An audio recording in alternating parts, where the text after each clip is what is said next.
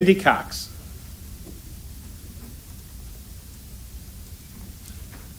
Good evening. Thank you for joining us. Thank you.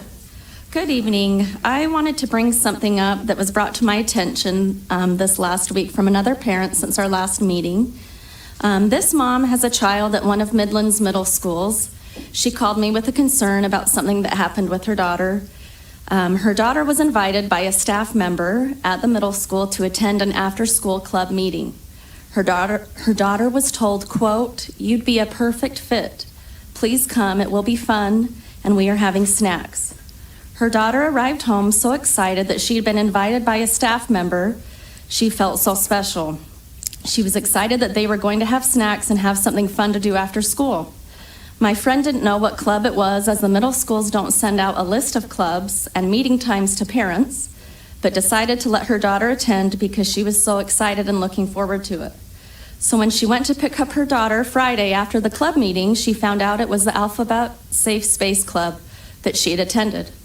My friend was concerned for several reasons. First, this is an 11-year-old child. What did this staff member mean by telling her daughter she was, quote, "a perfect fit" for the club? Is she a perfect fit because she dresses in baggy clothing because her daughter is insecure about her physical appearance? Is she a perfect fit because the staff member assumed she wanted to know more about this LGBTQ group that she has never shown any interest in? Or is she a perfect fit because she is an easy target for manipulation? Second, this mom has no problem with this particular club, but is age appropriate to be at the middle school level. Are we confusing these easily impressionable minds and bribing them with snacks for a different agenda? Are we introducing material that will only confuse them more and make them feel more insecure at a very sensitive time in their growth and development? Third, this mom has no problem with this club being available for children who want and need that specific support, but this mom definitely had a problem with her child specifically being targeted and recruited by a staff member. My friend met with the administration of this middle school because of her concern and was told that this specific club was only handing out personal invitations to attend. But myself as a mom, myself to middle schooler, I know that there were flyers announcing this club and promoting its after-school activities all over the school. My friend was assured it wouldn't happen again, and we would have an email with the list of available clubs and meeting times for parents to know and be made informed. But guess what wasn't on last week's email from the middle school? The specific clubs and the meeting times. This is just another example of how parents have been pushed yet again out of the classroom and out of our schools. And the lack of transparency there really is between the parents and our education system. Thank you. Thank you.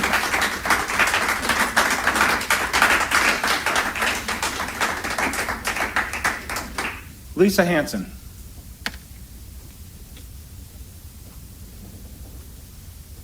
Good evening. Thank you for joining. Thank you. Good evening. My name is Lisa Hanson. I stand before you, a child of God, daughter of a king. I will not be shamed into silence, and I will never apologize for standing up for our kids. My label should be concerned parent, but I'll take litterbox lady if it'll bring attention to what's going on in our schools across this country. When did our public schools stray so far from your primary role? Your responsibility is to teach academics, not ideology. Parents send their kids to school for an education, not to question their gender and not to play pretend. I know you've tried to distance yourself from this furry behavior, but I talk to kids and parents. I know it's happening here and in schools across our great nation. Why is this being allowed? It clearly violates your dress code and your code of conduct. Requiring students to act human is a reasonable standard. So parents, grandparents, aunts and uncles, talk to your kids, and if you don't agree with what's happening in our schools, stand up and stand in the gap for your kids. If we as a society accept this behavior, what's next? This confusing and distracting behavior is detrimental to our kids' focus on education in the classroom. There's risk for psychological damage on both sides. My understanding is that the kids that don't go along with it are the ones that get reprimanded. Just imagine an authority figure such as a teacher or counselor or principal telling our kids to go along with this, when our kids can see with their own eyes that it isn't real. It seems to me like mental and emotional abuse, and I'm just guessing. That same authority figure would never have the nerve to bully an adult. Requiring students to act human is a reasonable standard.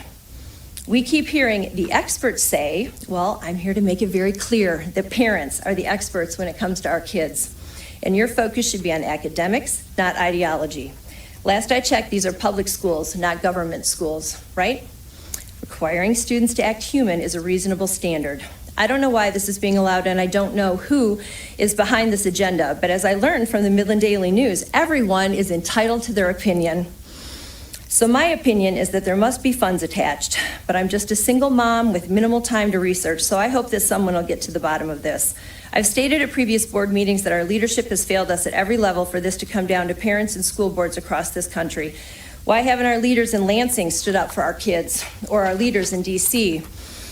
Personally, I'm disgusted with both sides of the aisle because this has happened on their watch. But I've told my daughter from the start, this is not her fight. She's just a kid. I'm the grown-up. I'm the parent. This is my fight, but our representatives should be leading the way. Where are they?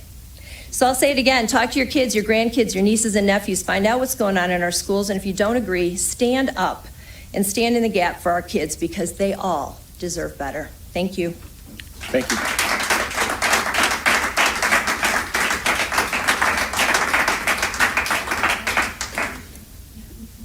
Joe Bonadies. Good evening, sir. How are you? Thank you for joining us. Hello, my name is Joe Bonadies, and I'm here to correct the record regarding the fiasco at the January 19th special board meeting. If you go back and review the video of that meeting at the 6-minute mark, you will find my wife's attempt to address the board. 1 minute into her talk, her First Amendment rights were violated by being denied the right to inform the board of the behavior of some of its members right in this meeting room after that meeting. She was again interrupted at the 2-minute mark by informing the board of a dramatic change in its behavior by not reading or approving the study group minutes from the January 10th meeting. There was blustery denial and several claims by Mr. Sharrow that the minutes were read and approved. If you look at the January 10th agenda subcommittee meeting, items 11, 12, and 13 go directly to for action. And if you look at the video, the minutes in dispute are clearly absent. And the draft minutes for the meeting of January 10th available on the 20th did not have those meeting minutes in them either. 5 calls to action from these committees, of course, required no decisions to be made to show up at that meeting. When a citizen sent a letter to Mr. Sharrow on January 20th calling out his abuse of my wife, he said my wife was, quote, or has, quote, lied and shared false information multiple times, unquote, and claimed, quote, correcting her was needed to set the record straight, unquote. For the record, I have the citizen's permission to share this communication. I will not beat a dead horse regarding the not reading and approving the 3 subcommittee minutes again. Mr. Sharrow's multiple verbal claims on the contrary at the meeting were the lies. Mr. Sharrow also brought up the oath issue again in that email. I can provide video timestamps of the multiple phases. Basically, grand claims were made in October that he took an oath to protect the students. He provided a CRT-laden generic boilerplate document marginally related to the issue at hand, which had nothing to do with his specific role. It did, however, say he was supposed to uphold the Constitution, however. Finally, last December, Mr. Hatfield, thank you, had morning coffee with my wife and I. He mentioned that he found my wife's emails confusing and asked if I had proofread her messages before sending them in. Well, I will note that all of you were copied on Mr. Sharrow's messages calling my wife a liar from that January 20th meeting. If you go to the, it's in your inbox. I guess you are all okay with that behavior by your employee. Thank you. So, Mr. McFarland, I'm going to interrupt here. I'm going to interrupt, and Phil, please step in too. So, again, misinformed again. The meeting minutes were not, I did not say they weren't read. The meeting, Mr. McFarland, this is not on the agenda. This is our meeting of the board. there was no FFO meeting, hence why there was no, Guys. so the pattern wasn't changed. I took an oath in office, as all educators do, and it was provided to her, but Mrs. Benavita still didn't apologize when she got up and lied that I didn't take an oath off office. Multiple lies, multiple times. I'll stand by my stance, just like tonight, misinformed again, and misinformation. That's all I'm doing is correcting information. Done with the misinformation. I will not be slandered. Get your information correct. Furthermore, guys, look at the calendar. We met as a board in December. We had no study committees between our December meeting and our January 10th meeting. How are we going to read minutes from a meeting that we didn't have? How did the bylaws change without We- a meeting, without we- minutes? The bylaws Third were, question, Phil. the bylaws were You're not allowed approved to. in the You're meeting. also not allowed to interrupt public comments. I didn't interrupt public comments. It just went for 3 minutes, guys. All right. We didn't meet. Nobody met between the December meeting and the January 10th meeting. There were no minutes read because we didn't meet.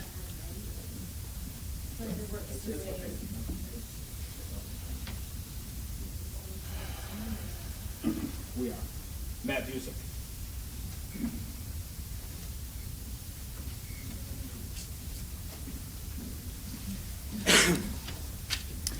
Hello, everyone. My name is Matt Buchek. Do you guys remember what it was like to be in sixth grade when you were in sixth grade? Man, I remember sixth grade, and it was awful. It was awkward. My body was changing. New hormones, uncomfortable feelings, trying to manage a cracking voice, pimples, body odor, while keeping my self-esteem in check. Looking back on it, my feelings were simply just undeveloped, as all kids are at that age.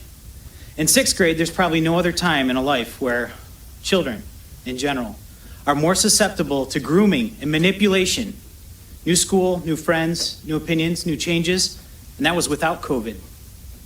I've never seen such activism to abuse children as we are seeing in our schools today, apparently accelerated during COVID. For many kids at this age, it won't take much for them to rebel against their own parents, perhaps buddy up with an abusive, active ally. And yes, their politics are abusive when you're in the sixth grade. We've had a chance to talk to a lot of teachers and parents recently, parents who pulled their kids from the school system. One top issue is the environment our schools are putting our children in. This social experiment brought in by radicals are shielded because they claim no hate. Hate is a feeling, is an imaginary construct of violence based on somebody else having an opinion they don't agree with. And based on my opinion, it is to protect them while they deteriorate the social fabric of what makes Midland great. It is a fact that there is a self-proclaimed alphabet safe space love club at one MPS middle school at least. When I was in sixth grade, I didn't know what love was outside of my family, and it took a long time to figure it out for myself. It's a complicated thing and should be developed over time. Some sixth graders attend this club and do not tell their parents about it. The flyer has a transgender flag promoting it. Children are offered cupcakes and treats to attend. Is it appropriate for a sixth grader? I'm not going to decide that answer for the school system. However, I have 6 things I would like investigated. Does the adult leader of this group have privileged information regarding students' emotional condition prior to these meetings? Does the adult leader pull children aside to encourage them to attend this group? Are children encouraged not to tell their parents about staying after school for this group? Why isn't this group's poster on the student club poster webpage with the rest of them? Are sixth graders reprimanded for calling other sixth grader by their boy name when they now go by something else, the color blue, for example? Are children being bullied more in MPS schools because students think they are gay, but they refuse to identify as such? Does the board think it's appropriate for government middle schools to be focusing on adult fetishes, especially without parents' consent?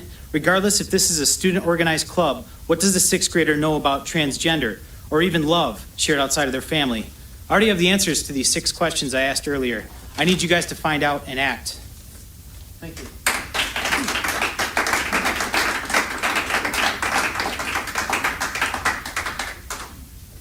Renita Bonides.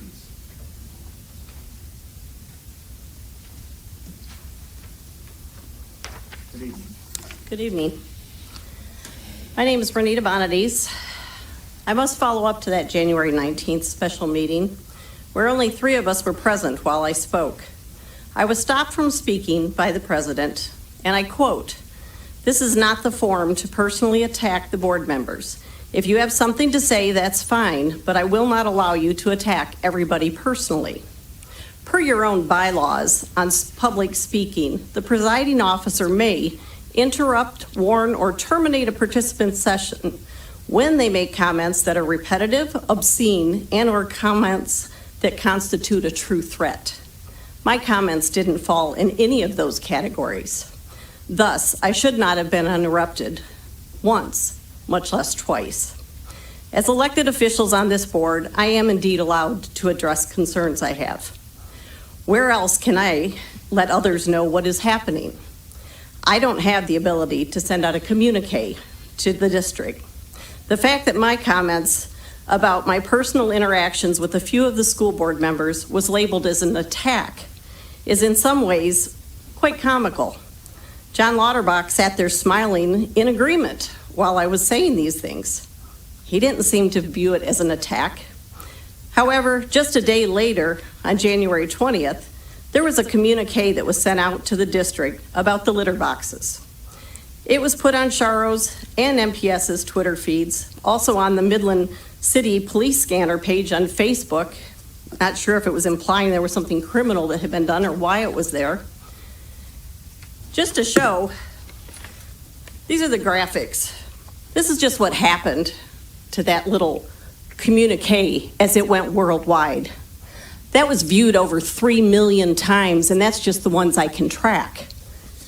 This is also a view of the 59 plus websites that have shared that information. So for an individual to be able to stand up here and make a comment, I would like to ask, why do you go to such lengths to protect elected officials, as you all are, while condoning the smearing of a parent? Why wasn't that stopped? Did you not know that that communique was going out? Is this truly the level of integrity and conduct you expect from Mr. Sharrow as the superintendent of this school district? It is your responsibility as elected officials representing all of us to hold him accountable to the oath he took, to his job description. And if you're not willing to hold him accountable, then you need to step down and let people that will hold him accountable step in. The lack of openness and transparency of this board in your handling of interactions with the community is a disgrace. I continue to pray for each of you and your choices to do the right things